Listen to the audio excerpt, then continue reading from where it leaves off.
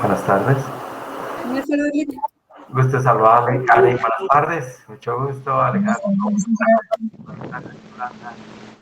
Viri, buenas tardes. Buenas tardes, licenciado. Un momento, buenas tardes. Catalina Ezequiel, un momento empezamos, por favor.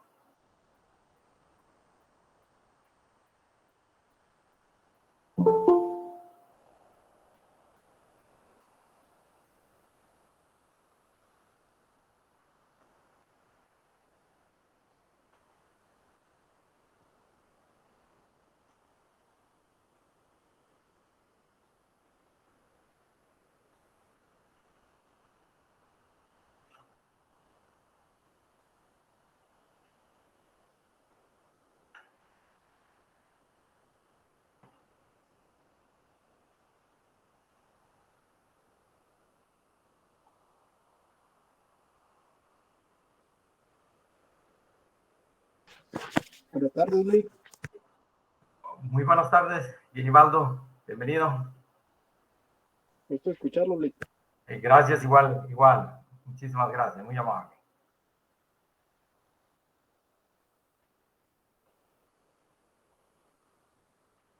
Buenas tardes, jóvenes. Vamos a empezar nuestra clase. Y creo que trabajamos el día de hoy, ya que en la próxima semana empiezan ya los exámenes del primer parcial. Por favor, vamos a tomar nota de que nuestro examen es el día miércoles 24. Y el contenido o materia de nuestro primer examen parcial, jóvenes, les había anunciado desde el inicio de la clase, es primera y segunda unidad, primer y segundo módulo. Así que pues vamos a continuar, esperamos abordar el último punto hoy del módulo 1. Y en relación a la pregunta que hacía la compañera Carolina, así muy brevemente, jóvenes, en cuanto a la organización maya, en cuanto a la organización del pueblo maya, ¿cuál era el modo de producción? ¿O cuáles eran esas relaciones sociales de producción prevalecientes en esta sociedad precolonial, antes de la colonia? Pues les indicaba, y veíamos también en las diapositivas, jóvenes, los cronistas españoles, especialmente los frailes, quienes vivieron en las comunidades mayas, en las comunidades indígenas, hacen referencia de que, les decía, desde el punto de vista de la tenencia de la tierra, era fundamentalmente comunal. Y al hacer acopio, un estudio, alguna investigación de los documentos mayas que existen, es el caso del Popol Vuh, los títulos de los señores de Totonicapán, así también los análisis de los caciqueles, de igual manera el Chilam Balam, encontramos esta forma especial de organización por familias. Prácticamente algunos autores señalan que era una sociedad esclavista, y realmente no es así. Pues otros que eran un régimen feudal, que eran los modos de producción prevalecientes en el mundo en aquel entonces. No podíamos hablar del capitalismo, que es un poquito más temprano, hace más o menos su introducción al mundo es de más o menos 200 años, menos del socialismo. De esa cuenta, algunos autores, entre ellos un guatemalteco, ha abordado bastante este tema, el doctor Fernando González Davinson, entre otros autores, señalan que el modo de producción prevaleciente en estas sociedades americanas, es el caso de los mayas, los aztecas, los incas, las civilizaciones más sobresalientes de América, señalan que corresponde en términos generales al modo de producción denominado asiático. ¿Y por qué asiático? Porque vamos a ver, se estudiaron mal las sociedades de Asia, el caso de Egipto, de la India y de otros países, jóvenes, donde había ya una organización social avanzada. Y en esta organización social avanzada, pues no era, aparentemente era un modo de producción esclavista. Sin embargo, encontramos que en esta organización social, política, incluso más predominantemente religioso, existía una casta sacerdotal que se encargaba prácticamente de la cosa pública, del aspecto político. Y alrededor precisamente de estos sacerdotes existían las famosas casas o los linajes, que eran los linajes más importantes de cada, incluso se ha denominado sociedad-estado, como cuando se estudia, por ejemplo, a los cachiqueles, a los quechís, a los quichés, a los mam, en el caso de Guatemala, se habla precisamente de este tipo de sociedad como sociedades estadas que de una u otra manera tenían alguna ligación, compartían aspectos económicos, sobre todo comercio, pero esta era una organización y no la vista, razón por la cual las relaciones de propiedad, específicamente en el tema agrario, se daban relaciones de cooperación en la producción agrícola. Y la tierra era de las comunidades, ni siquiera del Estado. Es más, todavía bajo el concepto aquello religioso, jóvenes, que la tierra era, como se dice en maya, el de la Jau, del creador, del formador o de Dios, si queremos, de la divinidad. Y los hombres, las personas, inclusive hasta los gobernantes, eran usufructuarios de estas tierras. En algunos casos, cuando leemos, por ejemplo, el Popol Vuh, jóvenes, y también los anales de los cachiquiles, va como un proceso ya de conformación, de cierto sometimiento, probablemente de carácter esclavista, para ese entonces un incipiente tipo de modo de producción que se va a gestar cuando llegaron los conquistadores. Y como preguntaba la compañera Carolina, sin embargo, efectivamente era una sociedad ya estratificada. Desde el punto de vista de la organización social vamos a encontrar esa estratificación, los guías espirituales o sacerdotes que a la vez asumían la calidad de gobernantes, existía una casta de guerreros, las familias, como decir así, jóvenes,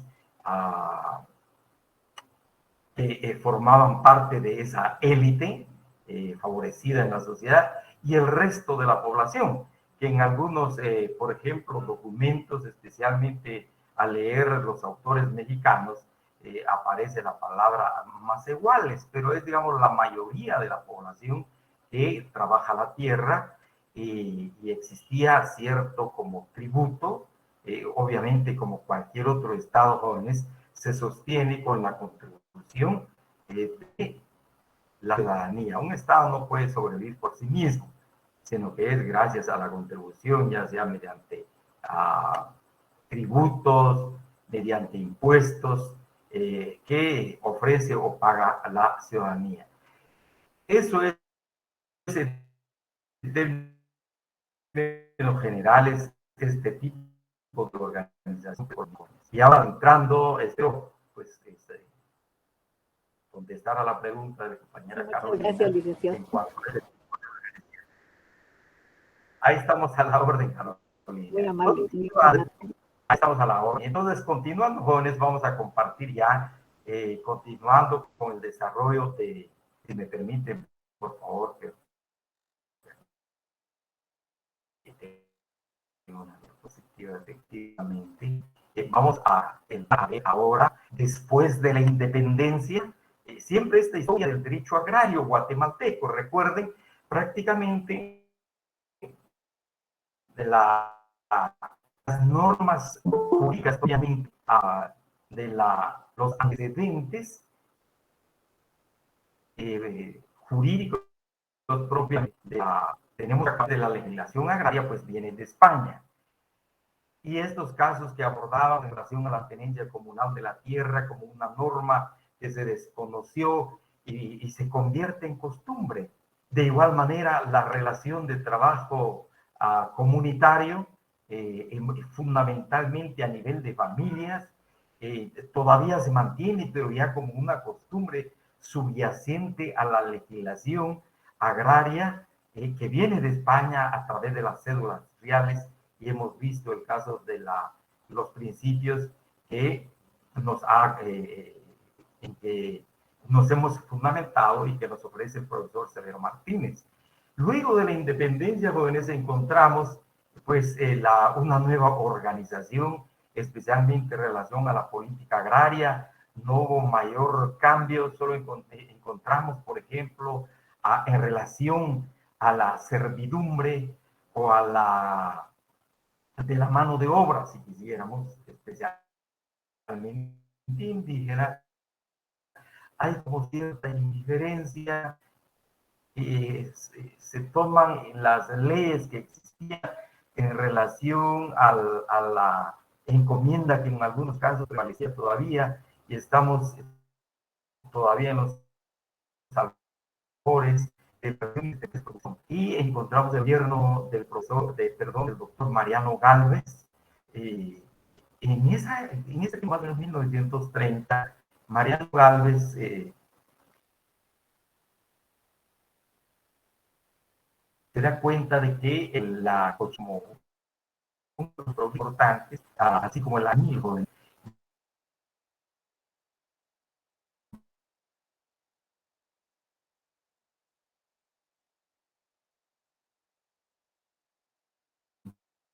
va a perder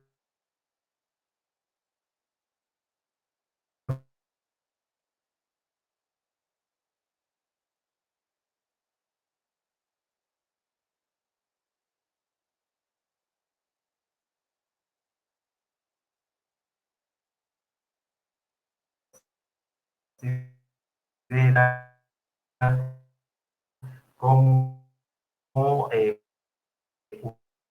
una entidad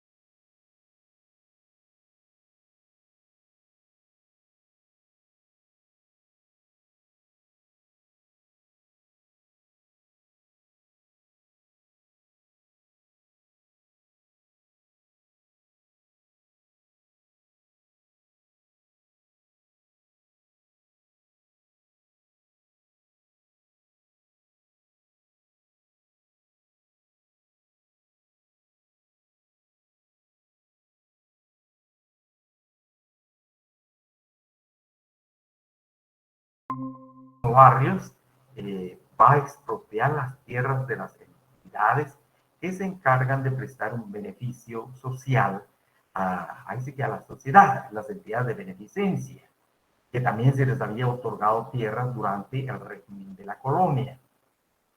Y por otro lado, se expropian las tierras de las comunidades indígenas, dado que los pueblos indígenas un poco después de la independencia, más o menos de esta fecha, muchos indígenas pues apoyaron el movimiento de Rafael Carrera. Les ofrecía tierras y de igual manera ofrecimientos.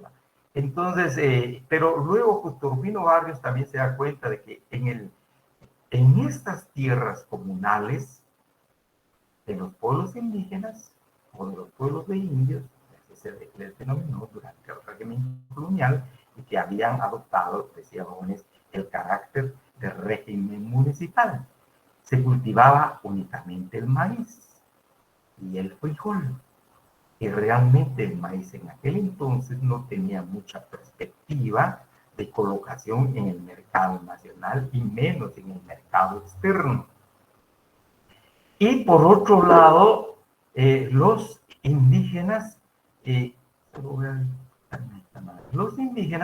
adquieren como cierta, aquí se habla de autarquía económica, Juanes, adquieren como cierta libertad, una capacidad, digamos, de desarrollar su propia economía, aun cuando sea bajo las condiciones paupérrimas, pobres, pero por lo menos podían satisfacer sus necesidades, la necesidad de la familia mediante el frijol, el maíz, las calabazas, el chile, y no había mucha necesidad de colocar los productos en el mercado. Entonces acá se habla de una autarquía económica, pero bajo condiciones de cierta libertad, de producción, de desplazamiento, de explotación agrícola. Razón por la cual vamos a ver entonces acá, jóvenes, Justo Rufino Barrios, decía en sus postulados en materia agraria, emite el decreto 170, el decreto número 170, y al tenor precisamente de este decreto 170, jóvenes, adopta dos medidas respecto a las tierras y a la mano de obra indígena. Impulsó la expropiación de tierras comunales de las comunidades indígenas, que se dedicaba al cultivo de subsistencia. A las comunidades indígenas dedicadas especialmente a sobrevivir. No tanto les interesaba participar en el mercado nacional, menos en aquel entonces en el mercado externo o extranjero, razón por la cual entonces se expropia la tierra para impulsar intensivamente el cultivo del café.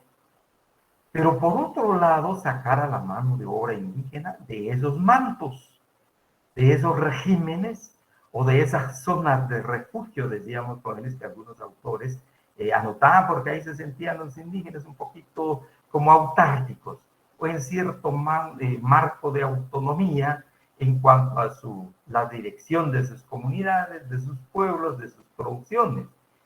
Y al quitarles las tierras, pues la mano de obra indígena ya no tenía dónde trabajar. Razón por la cual también otra medida que adopta legalmente es la emisión del reglamento de jornaleros, el decreto número 177 de 1887 de esta fecha.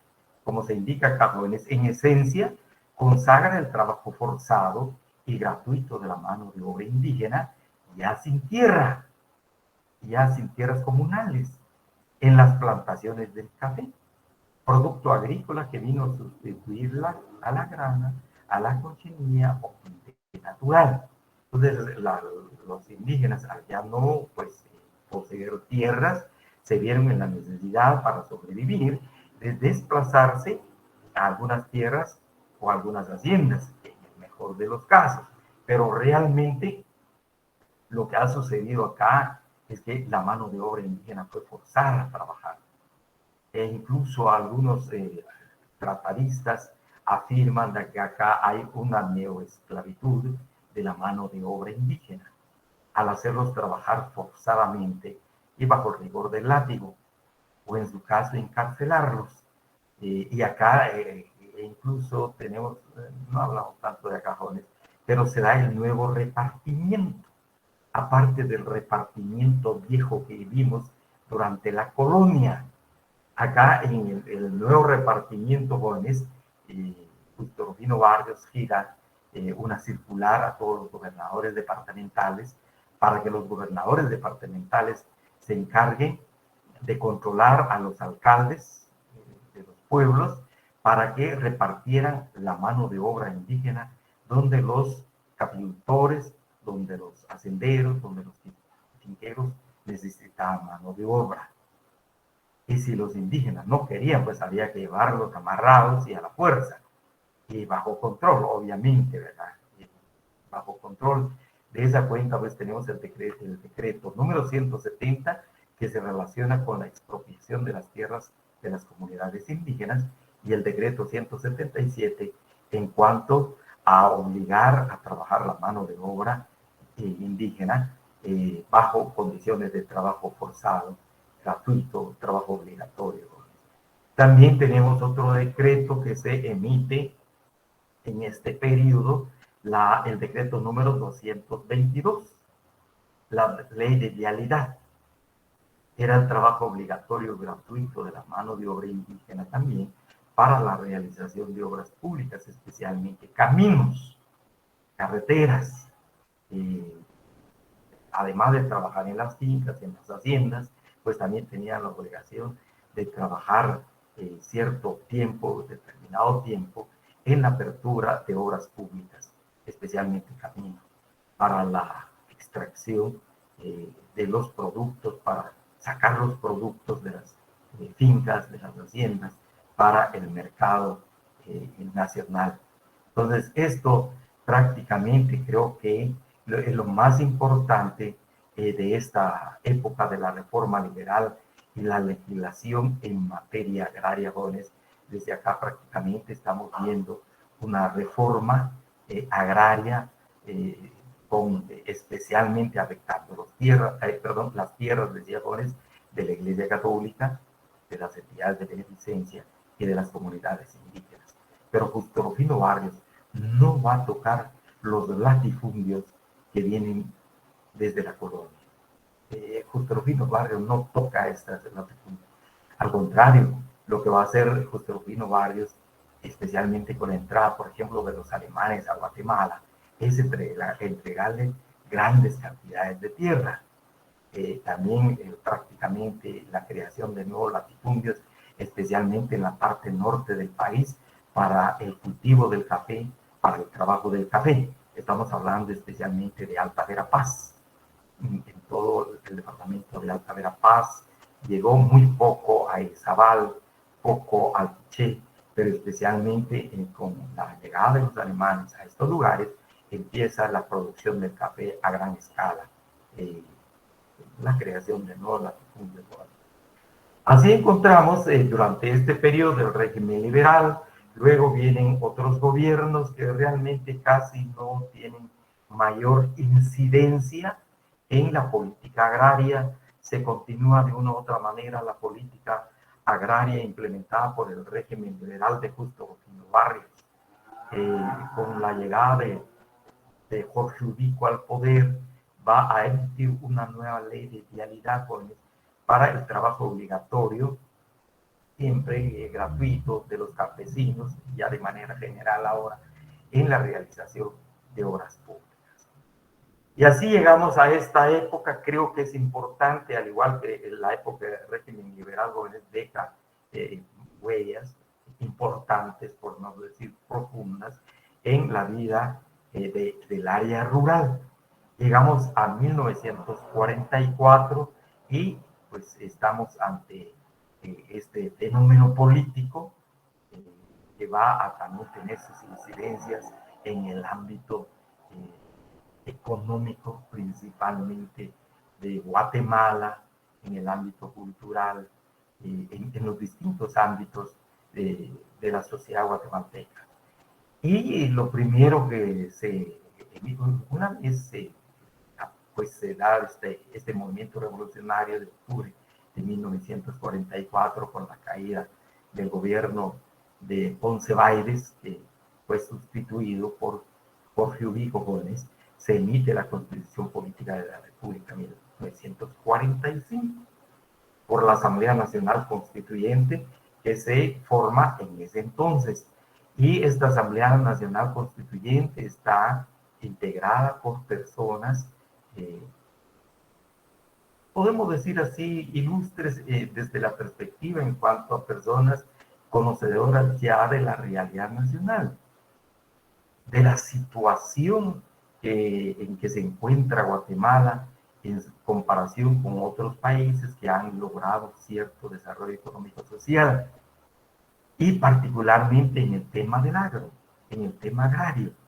Así, se eleva a nivel constitucional, como se indica acá, jóvenes, se consagra el principio de la función social de la propiedad.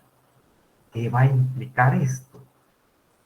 Al consagrarse este principio, al establecer en la Constitución el principio de la tierra en función social o la función social de la propiedad, pero especialmente de la tierra, jóvenes, vamos a encontrar de que se abre la posibilidad legal de emitir una ley de reforma agraria de carácter expropiatorio. Y efectivamente eso es lo que va a suceder en 1952, ya bajo el gobierno de Jacobo Arbenz. Entonces acá, a diferencia, decíamos, vuelvo acá, jóvenes, por favor, a diferencia de lo que hace esta reforma liberal o la revolución liberal de 1871, que aborda principalmente estas tierras de la Iglesia Católica, decíamos, jóvenes, entidades de beneficencia de las comunidades indígenas, pues ahora lo que hace esta reforma agraria del decreto 900, basado obviamente en la Constitución de la República, jóvenes, es abordar el latifundismo en Guatemala, o sea, tocar la propiedad privada. Y efectivamente encontramos, está en el documento que tiene, jóvenes, por favor, acá en el derecho agrario, derecho ambiental, la reforma precisamente agraria que se impulsa en Guatemala durante el gobierno de Jacobo Arbenz Guzmán. Quisiéramos decirles, pues está el decreto 900, principalmente. Aquí hablamos, acá, jóvenes, por favor, me detengo un momentito en esto del decreto 900 para leerles, por favor, algunos de los considerandos, algunos, no todos. El primer considerando, por ejemplo, el decreto 900 del Congreso de la República en el tema agrícola o agrario, que uno de los objetivos fundamentales de la Revolución de Octubre es la necesidad de realizar un cambio sustancial en las relaciones de las formas de explotación de la tierra, o sea, las relaciones sociales de producción feudales principalmente, y que de una u otra manera todavía hay rezagos o atisbos de relaciones esclavistas de producción, especialmente en el tema del colonato, de los modos colonos, como una medida para superar el atraso económico de Guatemala y mejorar sensiblemente el nivel de vida de las grandes masas de la población. Está en el decreto 900, jóvenes, que también está en este documento al que les ha hecho referencia.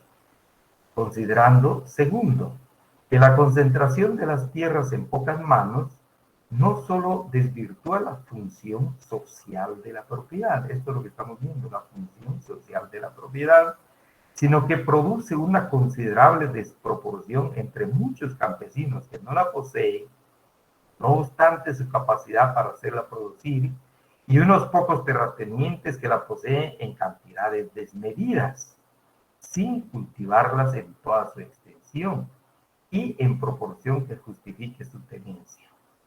Y acá está el basamento constitucional, como indica el considerando tercero, y conforme el artículo 90 de la Constitución, el Estado reconoce la existencia de la propiedad privada y garantiza como función social sin más límites que las determinadas en ley por motivos de necesidad y utilidades públicas o de interés nacional.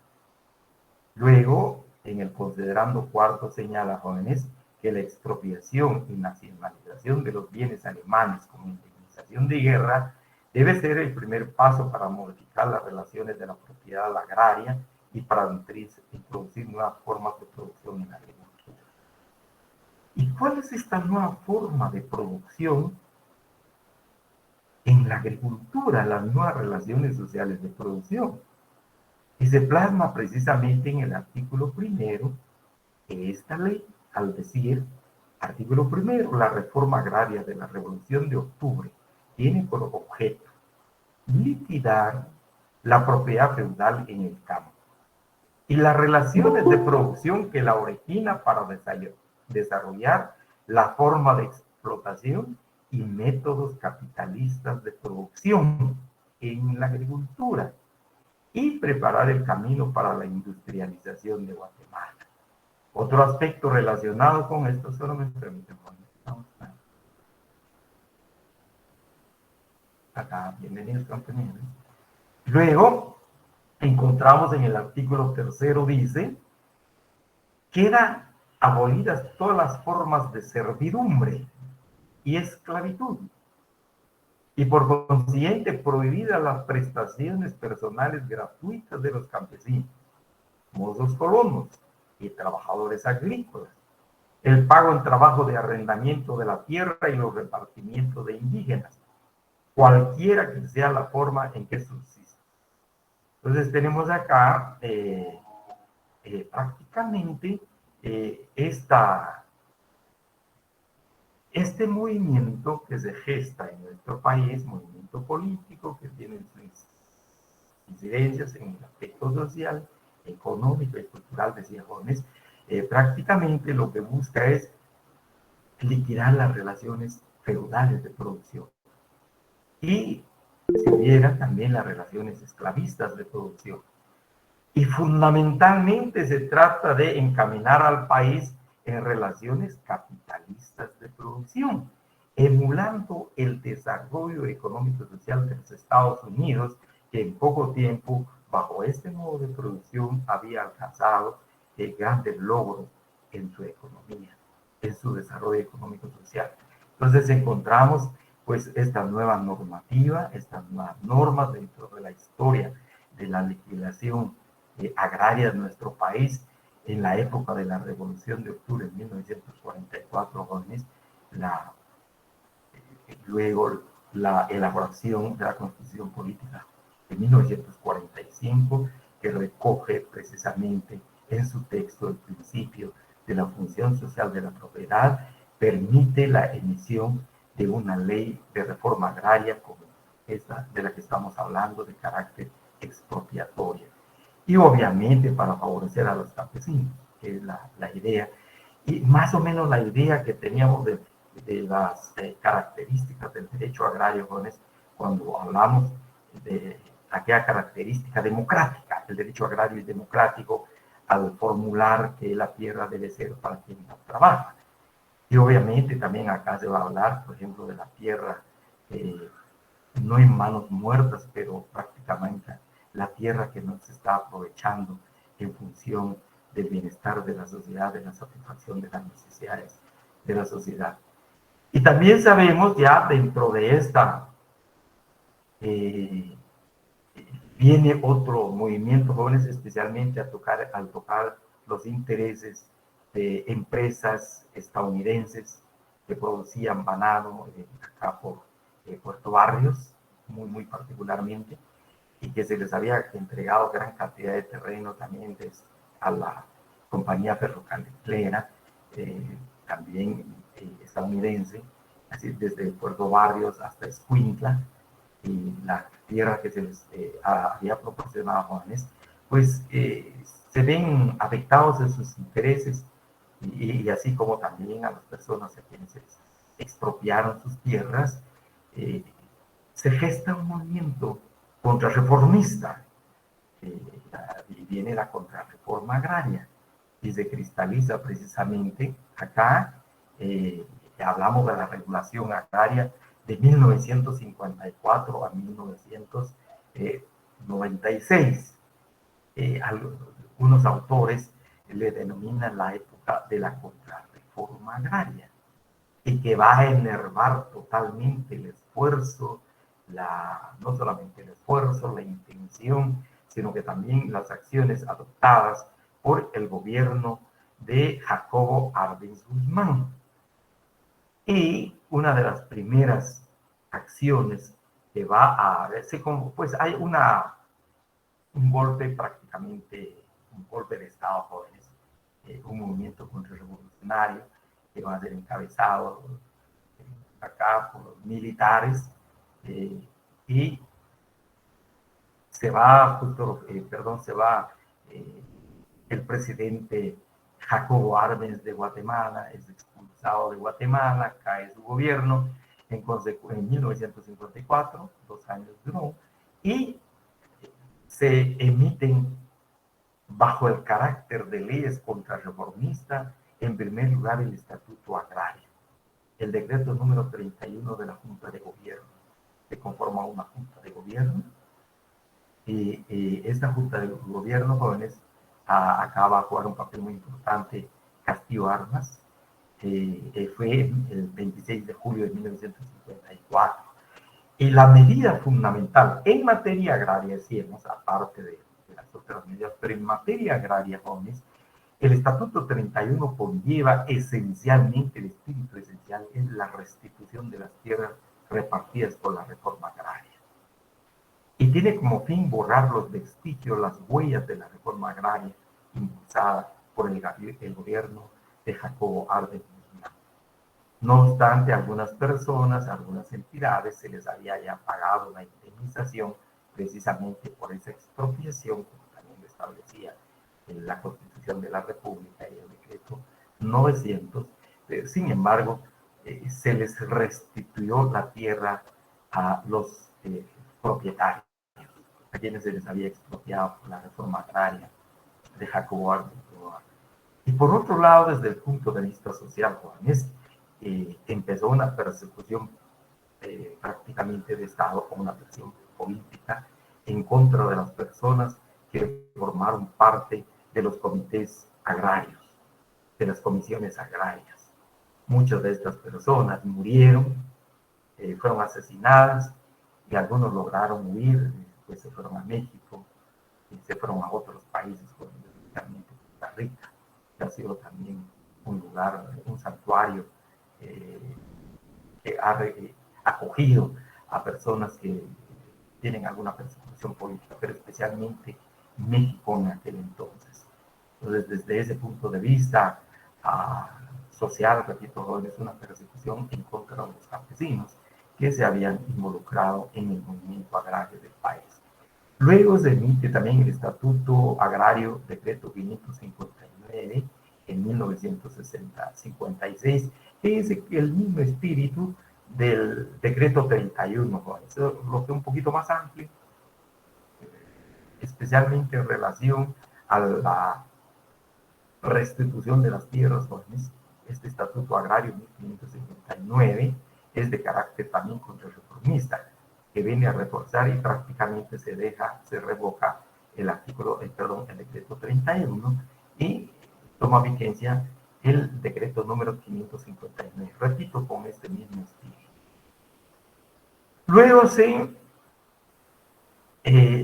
aparece la Constitución, se formula la Constitución de la República de 1956, 2 años después de la caída de Arbenz, y en esta Constitución da ya la experiencia de plasmar en Constitución el principio de la función social de la tierra, pues se consagra el principio de la propiedad privada como un derecho inherente a la persona, en consecuencia, intocable.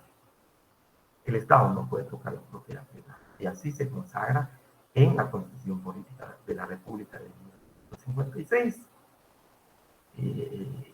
Luego, jóvenes, de 1956, se emite el decreto número 1551 de la Ley de Transformación Agraria, que también acá pues la ley de transformación agraria, jóvenes, eh, lleva la idea fundamental de hacer un reparto de tierras para abordar precisamente la problemática agraria del país. Y tenemos acá la ley de transformación agraria, que es un poquito antes, donde se habla precisamente, se va a crear el Instituto Nacional de Transformación Agraria, cuál va a ser esto se emite en 1962, jóvenes. La Constitución decía en 1956, en 1962 aparece el decreto 1551 y se crea el Instituto Nacional de Transformación Agraria. Quisiera, por favor, leer así brevemente uno de los dos considerandos jóvenes principalmente. El considerando primero señala que en la práctica se ha comprobado que el Estatuto Agrario 556 en vigor no ha rendido para la comunidad campesina los resultados deseados de vitales cambios en el ambiente social y en la economía del agro, acordes con los momentos que se vive y que implican ingentes necesidades de transformación en el medio de vida y los sistemas de producción de la tierra. Considerando dos, que las tierras ociosas, acá también se introduce el tema de tierras ociosas, al igual que en el decreto 900, o durante el gobierno de Justo Robino Barrios se denominó tierras en manos muertas. Acá aparece ya esta denominación de tierras ociosas existentes en la nación y la demasía de ellas en manos de propietarios que no las trabajan constituye una rémora para la prosperidad económica del país. Considerando que la evolución de los tiempos modernos exige la creación de más propietarios de tierra, no usufructuarios. Usufructuarios, el decreto 900, jóvenes, pues daba en usufructo la tierra. Básicamente aparece en el título 2 del decreto 900 la forma fundamental o principal de adjudicación de la tierra durante la reforma agraria fue el usufructo vitalicio y no tanto la propiedad privada, sino que los campesinos en tanto puedan usar la tierra que la usen en usufructo vitalicio para toda su vida. Una vez que ya no están, pues ahí están sus hijos, se traslada, pero no en propiedad privada, en usufructo vitalicio, razón por la cual en este considerando señala no usufructuarios, sino que la creación de propietarios de la tierra. Brevemente, jóvenes, en relación a por qué usufructuarios, porque también se había determinado de que al entregarles a los campesinos la tierra en propiedad, casi de inmediato la venden. Desafortunadamente, ¿verdad? Y luego se vuelve un círculo vicioso, la venden, ya no tienen tierra. La venden, ya no tienen tierra y empieza la reclamación de tierra, razón por la cual en el decreto 900 se reguló la figura legal o el instituto del usufructo vitalicio. Habían otras formas de usufructo, pero especialmente el usufructo vitalicio, jóvenes, para que los campesinos, para que no se cayera en esa, llamémoslo así, como un círculo vicioso. Se tiene la tierra, se vende, luego a buscar tierra nuevamente y se tiene en propiedad privada, se vende. Esa era la intención de crear el usufructo vitalicio, pero acá señala considerando del decreto 1551 que es mejor la creación de más propietarios de tierra no usufructuarios, con el objeto de que el campesinado prospere en los órdenes económicos, de sanidad ambiental, de previsión social y cultural, estando obligados los gobiernos instituidos de conformidad con la Constitución a esforzarse por la consecución de esos fines a través de la emisión de leyes que proporcionen los medios adecuados de regulación y de aprovechamiento de los recursos y de ayuda técnica y financiera necesaria para conseguirla. Así se va a crear el Instituto Nacional de Transformación Agraria, el INTA. En el artículo 2 señala, jóvenes, el Instituto Nacional de Transformación Agraria podrá denominarse simplemente el instituto, gozará de personalidad jurídica y de autonomía. Y el Instituto Nacional de Transformación Agraria, jóvenes, acá principalmente quisiéramos recalcar, con esta ley se va a crear para entregar tierras del Estado. Fundamentalmente, jóvenes, las famosas tierras realengas, que hablamos del régimen colonial, pero ya hablando de un país independiente, de las tierras baldías. Es decir, que las tierras que son del Estado, pero el Estado no tiene dominio sobre estas tierras, incluso no sabe sus límites, dónde están. Esas son tierras baldías, en tanto no sean propiedad privada ni finca del Estado, son tierras baldías. Obviamente pertenecen al Estado. Y esa es la tierra que va a empezar a repartir el Instituto Nacional de Transformación Agraria. No va a tocar tierras de propiedad privada. Definitivamente no, porque viene la experiencia del decreto 900. Entonces se va a encargar el Instituto Nacional de Transformación Agraria, ya sea por sí mismo, que no fue mucho, sino que a través de los mismos campesinos buscaban las tierras baldías y ahí se asentaban o bien se trasladaban. Hablábamos acá de la colonización impulsada por el Instituto Nacional de Transformación Agraria, y decían, mire, ahí hay tierras y por favor ahí agarramos pedazos de tierra, incluso a veces 30 caballerías, 10 caballerías, pero a veces no más de 30 caballerías de terreno, que tomaban los campesinos tierras baldías en la parte norte, en Cadera Paz, en Izabal, en Che, en Huehuetenango, particularmente en la costa ya no fue tanto, porque ahí el Instituto Nacional de Transformación Agraria va a impulsar otra forma de tenencia de la tierra. Entonces tenemos pues principalmente, al tenor de esta ley, el Instituto Nacional de Transformación Agraria va a repartir, va a distribuir, aunque realmente no está repartir y distribuir, a entregar estas tierras baldías, las tierras del Estado. En el artículo 12 de este decreto también se hace referencia a las tierras ociosas, y estas son tierras de particulares, son tierras, son latifundios, si queremos. Son tierras privadas, pero que sin embargo no se aprovechan, no se trabajan. Y bajo el principio de que las tierras están pues para la prosperidad de una nación, que forman parte del territorio del Estado, así se establece en el artículo 12 de esta ley, la Ley de Transformación Agraria, las tierras ociosas. Para el artículo 12, para los efectos de esta ley se entiende por tierras ociosas las que carecen de cultivos y cuyos índices de ganado fuesen inferiores a los que establece el reglamento respectivo. Y en general, aquellas tierras que permanecen en abandono o son objeto de explotación inadecuada o cuyo rendimiento es deficiente atendiendo su extensión y condiciones. Pero acá se está hablando de las tierras privadas, aunque aquí expresamente no lo dice este artículo 12, pero se está refiriendo a tierras privadas.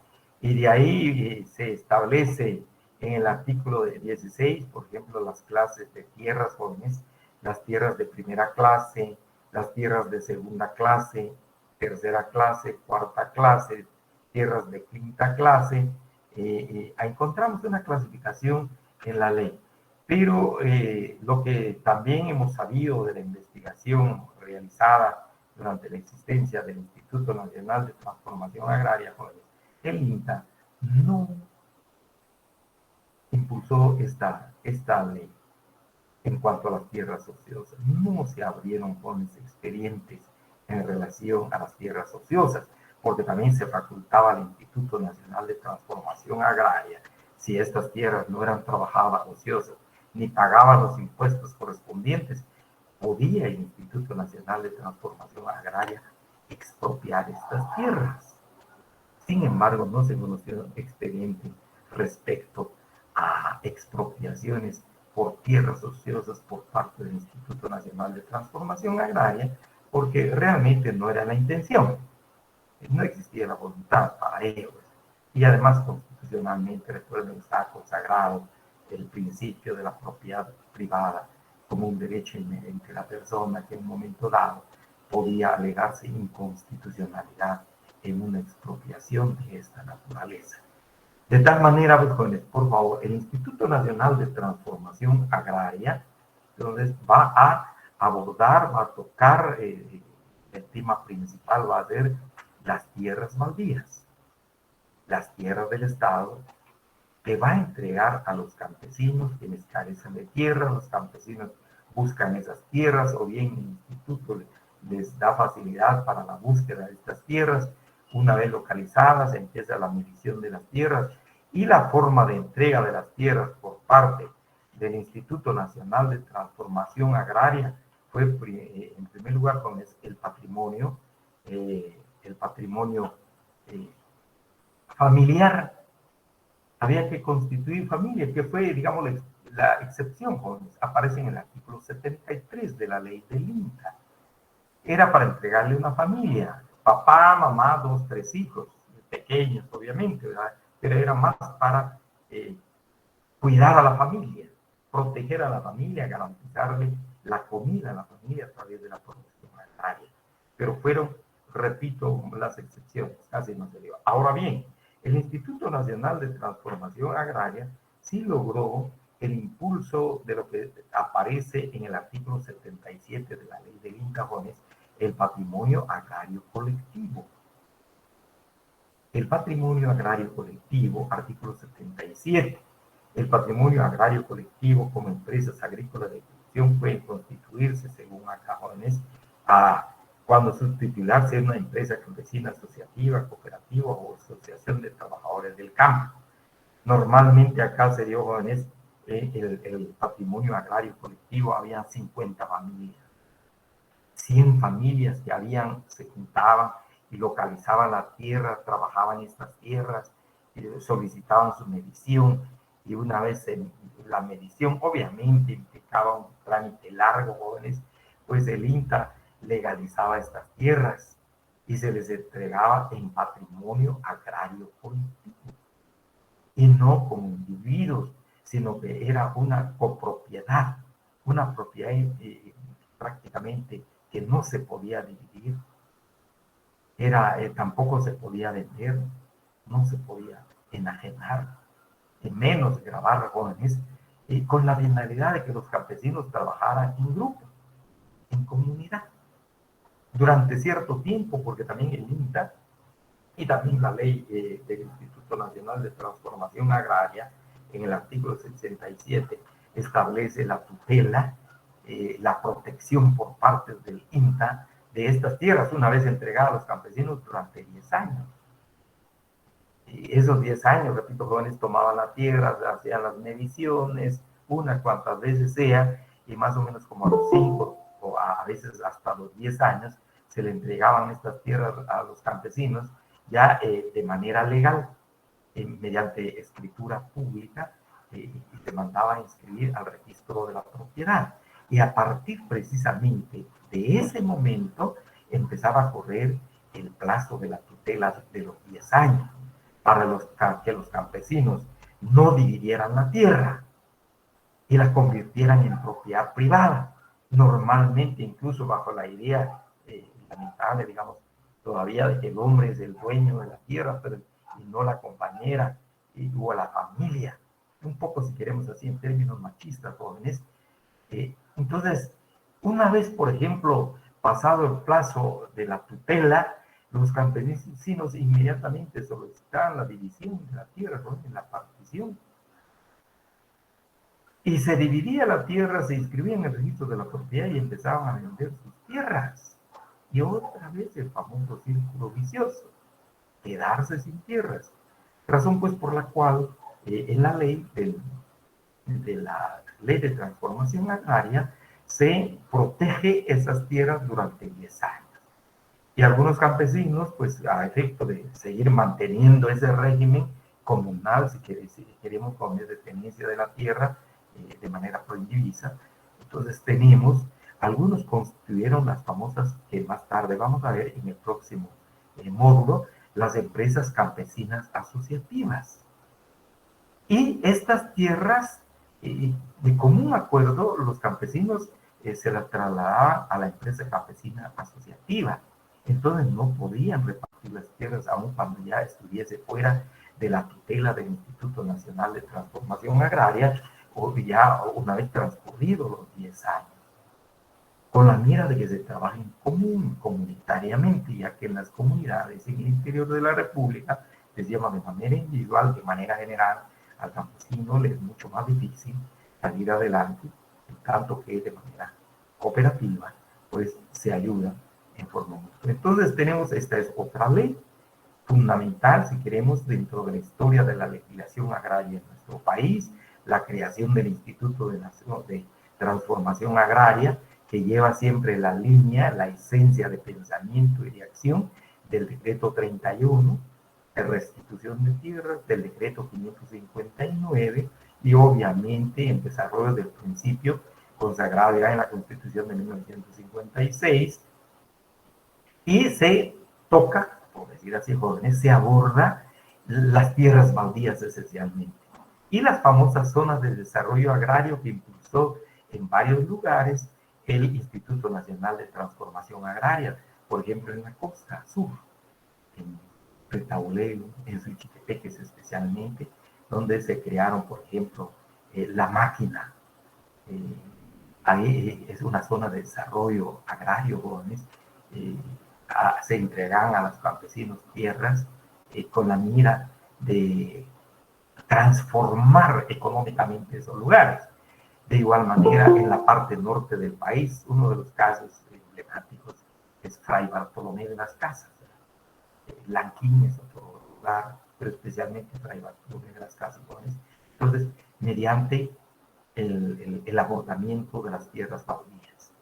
Luego, en ese marco, decíamos, también la obligación del Instituto de Transformación Agraria era el abordamiento de las tierras odiosas, imponerles sanciones, y al final pues la expropiación si realmente no se tocaba. Sin embargo, el Instituto Nacional de Transformación Agraria no hizo eso. Entonces, esto dentro de la historia de la legislación agraria. Luego tenemos la Constitución de la República de 1965, jóvenes. Ya la Constitución de 1965, de igual manera, se consagra el principio de la propiedad privada como un derecho inherente, obviamente a la tierra, en este caso, como un derecho inherente a la persona, casi de carácter divino y absoluto. No se puede tocar por parte del Estado, aun cuando la problemática agraria sea fuerte, grave, no se puede abordar la tierra. Y llegamos a nuestra Constitución, la Constitución reciente, 1985.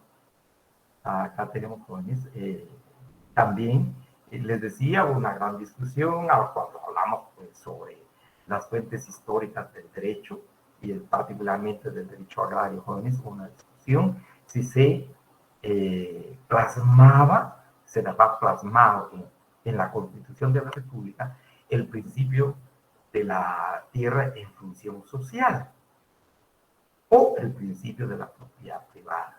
Entonces se hizo acopio de las ideas, de las acciones, de la experiencia que se dio en nuestro país en 1952, durante los 2 años de 1954, con la ley de reforma agraria, decreto 900, que era pues precisamente de carácter expropiatorio.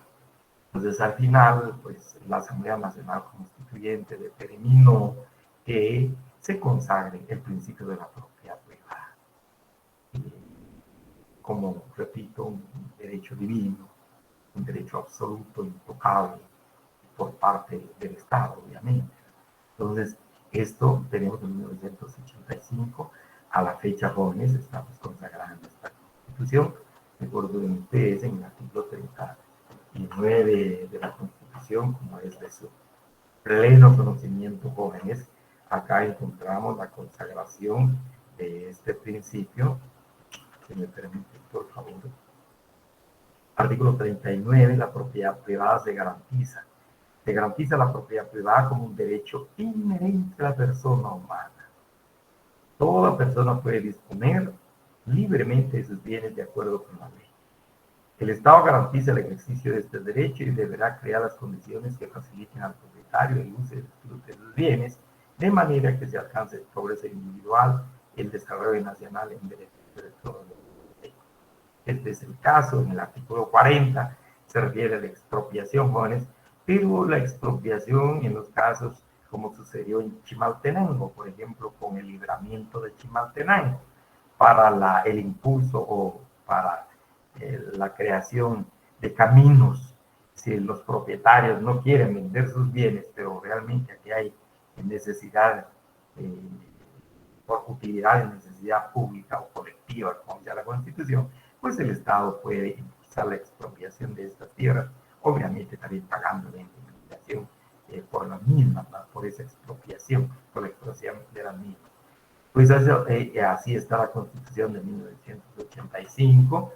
Y luego, jóvenes, encontramos, esto ya no es tan, si queremos, una legislación, ya no es parte propiamente de la historia legislativa de nuestro país, porque la legislación, vamos a ver, llega precisamente hasta la Constitución de 1985, la pervivencia del Instituto Nacional de Transformación Agraria, del INTA, todavía está vigente la ley, el decreto 1551.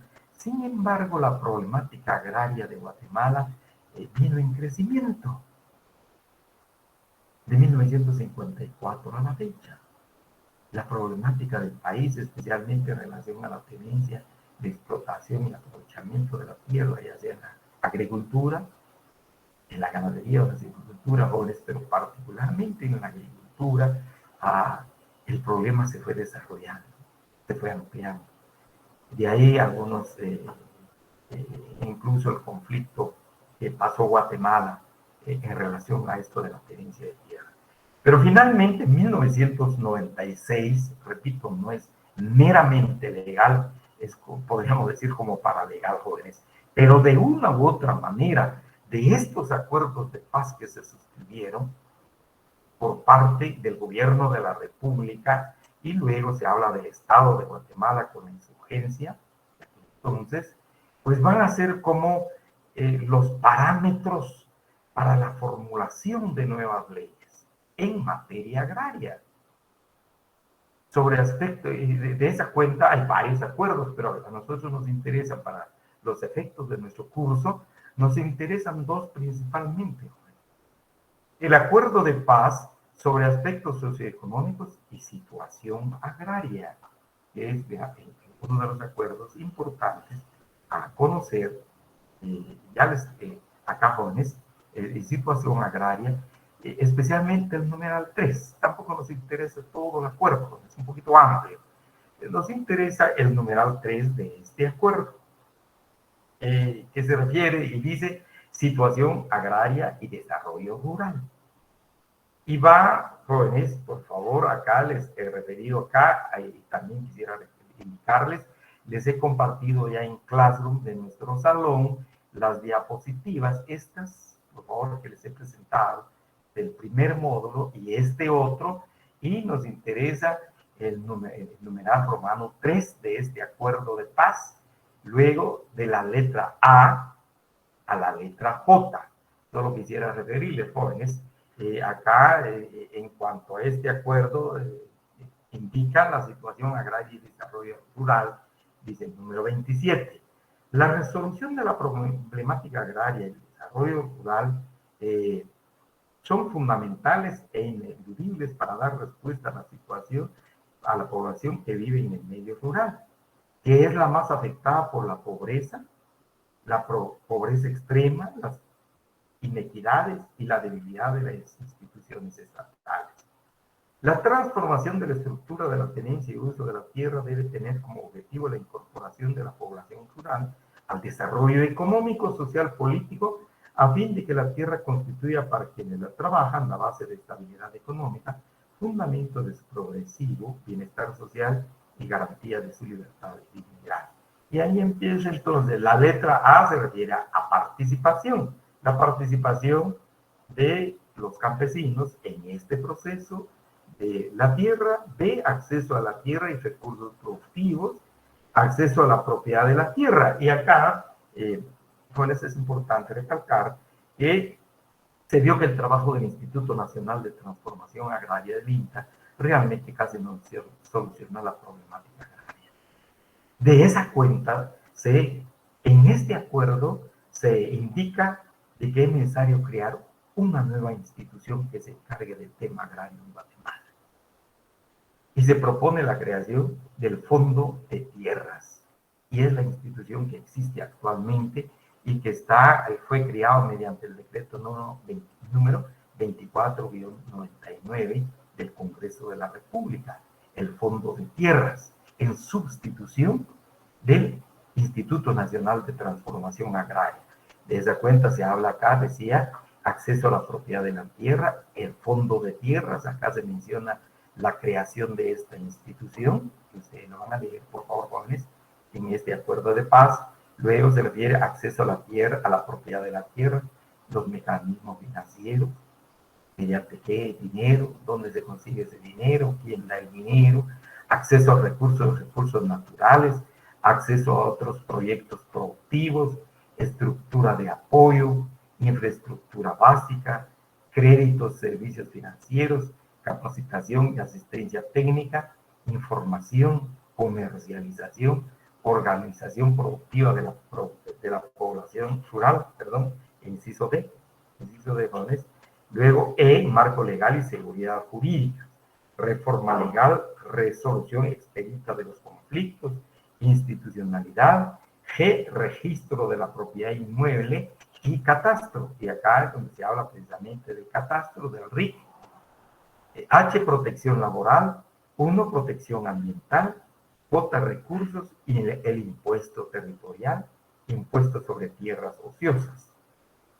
Hasta ahí. Llegamos, repito, jóvenes, a la J, letra J, recursos. Entonces, por favor, lean esta parte y el acuerdo de paz tiene la intención, e incluso a veces esto lo vamos a hacer un poco más en la parte de la estructura agraria de Guatemala, pero quisiera introducir esta idea, jóvenes.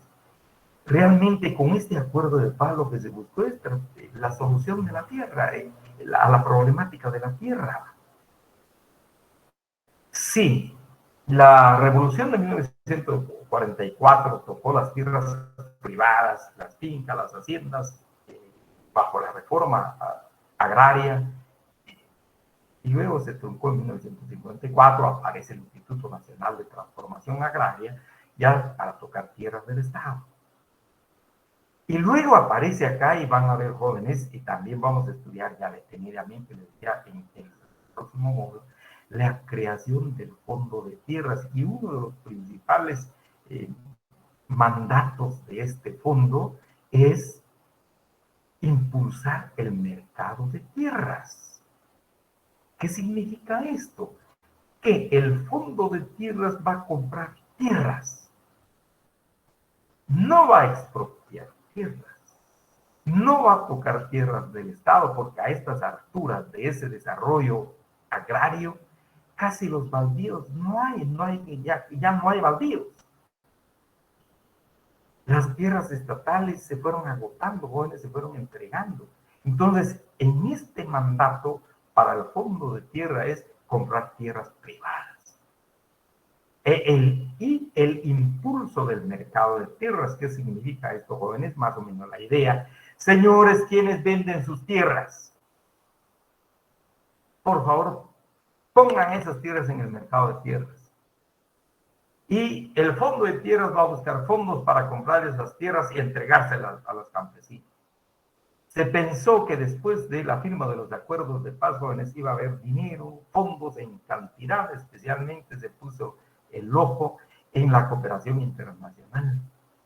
Muy consciente de la problemática de Guatemala, especialmente pobreza, extrema pobreza en el campo, y que los propietarios pues iban a vender también sus tierras, así, ya no queremos fincas, haciendas, ya no. Y aquí está la colocación en el mercado de tierras. Señores del Fondo de Tierra, pues compren estas tierras. Pero no fue así, jóvenes. Ni hubo demasiado apoyo económico, fondos económicos, y tampoco se colocaron, por decir así, jóvenes, en el mercado de tierra ofertas de tierras, de fincas, de haciendas escasísimas. Y por otro lado, el campesinado, bueno, señores, si quieren ustedes formar parte, digamos, como beneficiarios de este programa del Fondo de Tierras, se tienen que organizar, ya sea en asociación, ya sea en empresas agrícolas, pero organizado, porque de manera individual a nadie se le va a entregar tierra, porque no hay tierra que alcance si a cada uno se le da, o bien no hay fondos si a cada uno se le da, sino que tiene que ser en forma organizada, por un lado, y por otro lado es su compromiso de elaborar un proyecto productivo. ¿Qué van a trabajar en esas tierras? Y tampoco se les va a regalar, sino que la van a pagar poco a poco con el producto precisamente de sus proyectos, del resultado de sus proyectos. Eso aparece en esta parte, repito, jóvenes, lean por favor, interesante, en el acuerdo de paz sobre aspectos socioeconómicos y situación agraria. Una nueva modalidad, una nueva forma de abordar la problemática agraria del país, quizás cierta, quizás verdadera o realmente un poquito de ilusoria, un poco ilusorio, que iba a haber cantidad de tierra en venta y dinero en cantidad. Y, por favor, leamos esta parte bien interesante, porque es una nueva forma de abordar, de abordar la problemática agraria que viene precisamente de los acuerdos de paz y que se transforman en ley, que se materializan en ley, en este caso la ley del Fondo de Tierras, sustituyendo al Instituto Nacional de Transformación Agraria, que pasó a la historia de la legislación agraria en nuestro país. Luego, el otro acuerdo que también es de interés, y por favor, pues al leer, jóvenes, vienen algunas preguntas sobre identidad y derechos de los pueblos indígenas. También hay un abordamiento muy específico sobre pueblos indígenas, jóvenes, que es un poquito de carácter colectivo. En el numeral 3, perdón, en el numeral 4, jóvenes, de este acuerdo, nos interesa acá, básicamente, me permite, por favor, en el numeral 3, jóvenes, acá acuerdo sobre identidad y derechos de los pueblos indígenas, acá el numeral va a ser 4, el numeral 4, jóvenes, por favor, de este acuerdo sobre identidad y derechos de los pueblos indígenas. Numeral 4 dice derechos civiles, políticos, sociales y económicos, pero puntualmente nos vamos a remitir, vamos a dejar los otros numerales, nos trasladamos al numeral, a la letra F. En la letra F aparece derechos relativos a la tierra de los pueblos indígenas de manera muy específica y que se relaciona precisamente también con la problemática agraria del país. En esta parte del acuerdo, jóvenes, se habla de la regularización de la tenencia de la tierra de las comunidades indígenas. Y el compromiso que el gobierno adopta en este acuerdo para tratar precisamente de la regularización de esas tierras. Solo quisiera leer esta parte, dice Juárez, por favor. 5. El gobierno adoptará o promoverá medidas para regularizar la situación jurídica de la posesión comunal de tierras de las comunidades que carecen de títulos de propiedad. Podríamos hablar acá, por ejemplo, de las parcialidades. Tienen títulos de la colonia, aunque no aparezcan inscritos en el registro de la propiedad. Incluso hay varias tierras comunales así, y poseen títulos, pero no están inscritos en el registro de la propiedad, posiblemente por desconfianza en el sistema, incluyendo la titulación de las tierras municipales o nacionales con clara tradición comunal, como aparecía precisamente en el decreto 900, en caso de conflicto entre tierras ejidales y tierras comunales, pues la ley decía que se solucionaba el problema a favor de las comunidades indígenas, si eran tierras municipales, es el caso de las tierras ejidales. Luego, tenemos acá, jóvenes, para ello en cada municipio se realizará un inventario de la situación de la tierra. Encontramos en otros temas: tenencia de la tierra, uso y administración de los recursos naturales, restitución de tierras comunales y compensación de derechos. Y hablábamos recientemente, recuerden, aunque no fue una restitución por parte del gobierno, sino que a través de la Corte de Constitucionalidad, jóvenes, las tierras comunales, hablábamos del municipio de Choarrancho, de la comunidad indígena de Choarrancho.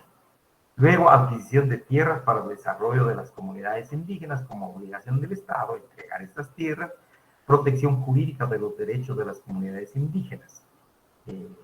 Básicamente, esa sería la letra F. Luego sí, comisiones, ya no con recursos, disposiciones, pero fundamentalmente sería la letra F de este acuerdo sobre identidad y derecho de los pueblos indígenas. Y prácticamente este sería el contenido a modo de recordación de las disposiciones legales. Y les decía, jóvenes, en el caso de los acuerdos de paz, no exactamente disposiciones legales, pero a partir de estos acuerdos de paz se formulan las leyes, y es exactamente el caso de la ley del Fondo de Tierras. Entonces aquí concluyo, jóvenes, esta parte de nuestra unidad, de nuestro módulo, en relación a la historia de la legislación agraria en Guatemala. Entonces, si hay preguntas, si no, me permiten, por favor, dos cosas. Uno, el examen, como es de conocimiento, jóvenes, nuestro examen es el día 24, miércoles 24.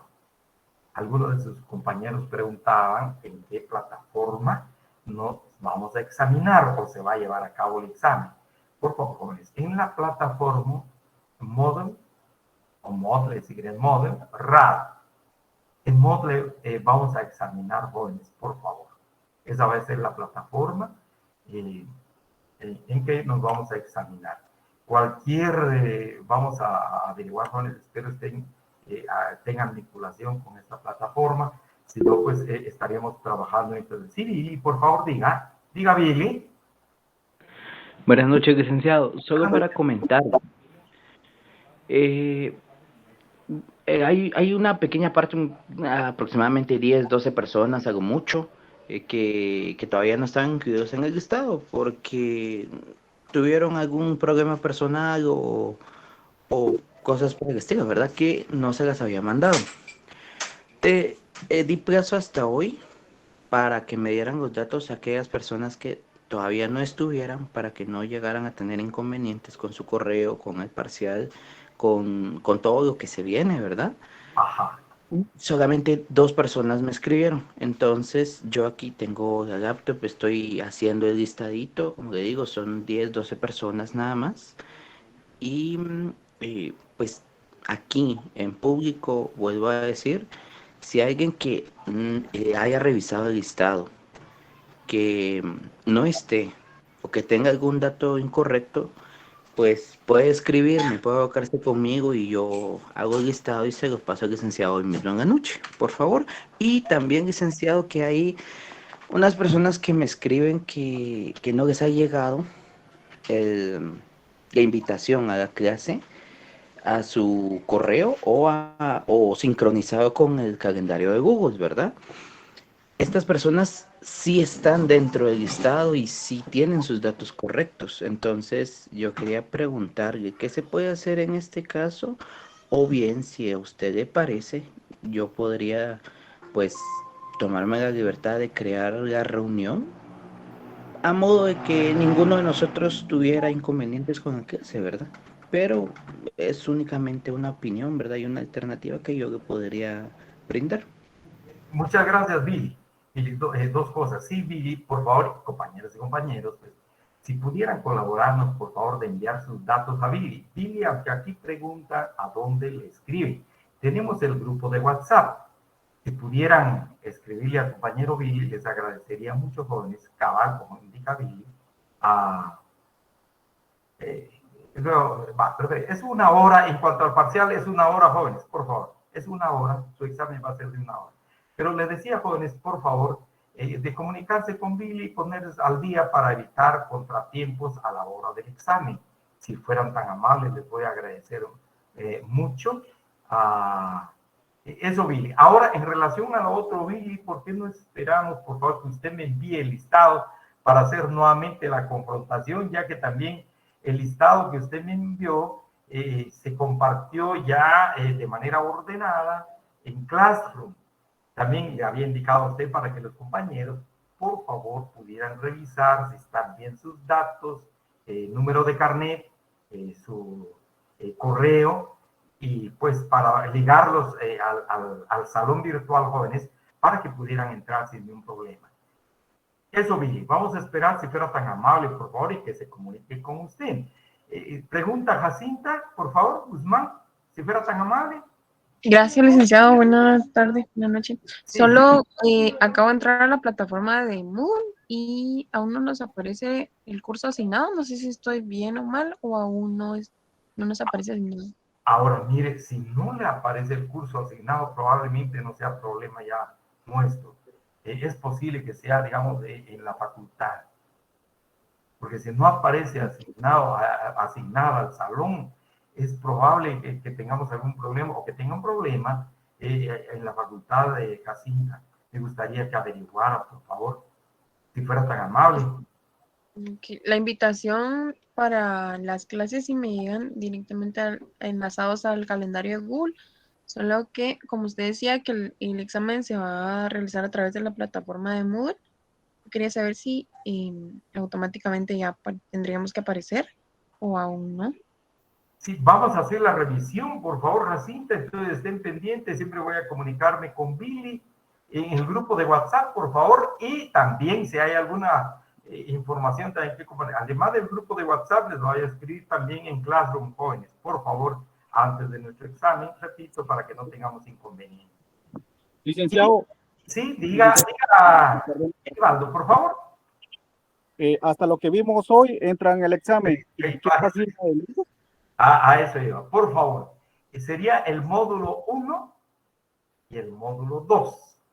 Les envié ya, les he compartido en Classroom las diapositivas, solo que de manera un poco general, jóvenes, esta última parte de lo que viene en el examen. Pero del primer del primer módulo, vamos a tomar en consideración el libro Derecho Agrario y Ambiental. Prácticamente les decía, jóvenes, aquí no va entrando sujetos del derecho agrario. Empezaríamos de la página 51, por favor, de la página 51 a la página acá de prácticamente de esta parte, jóvenes, si me permiten, por favor, a la página todavía no, por favor,